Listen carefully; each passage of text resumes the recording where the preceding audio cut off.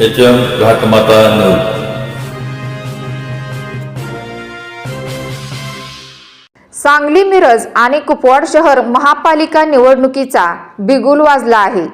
या निवडणुकीत भाजप, सेना, काँग्रेस, राष्ट्रवादी शरदचंद्र पवार आणि राष्ट्रवादी असे पक्ष तयारीला लागले असताना आता माजी खासदार संजय काका पाटील यांची स्वाभिमानी विकास आघाडी देखील पॅनल उभारणार असल्याचे समजते। नुकतीच तासगाव नगर परिषद निवडणुकीत पार पडली। लोकसभा आणि त्यापाठोपाठ विधानसभेतल्या निवडणुकांमध्ये पराभवाचा सामना करावा लागणाऱ्या माजी खासदार संजय काका पाटील यांना तासगाव नगर परिषदेत यश मिळाले। त्यामुळे अखेर 2 पराभवाच्या नंतर संजय पाटील यांच्या अंगावर निवडणूक निकालाच्या निमित्ताने गुलाल उधळला गेलाय।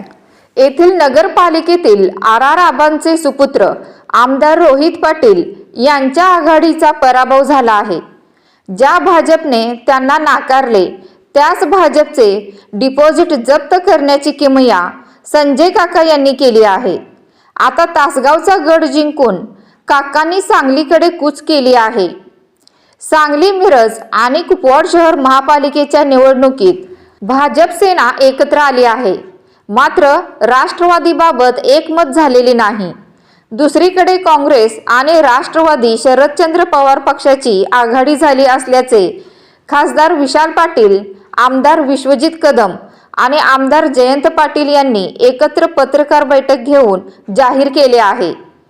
त्यात आता मनसे व शिवसेना उद्धव बाळासाहेब ठाकरे पक्ष काय भूमिका घेतात हे अजून स्पष्ट झाले नसताना ज्या प्रबळ उमेदवारांना या पक्षाने डावलले आहे अशा उमेदवारांना घेऊन संजय काका स्वतःची स्वाभिमानी विकास आघाडी सांगलीच्या पटलावर आणत आहेत।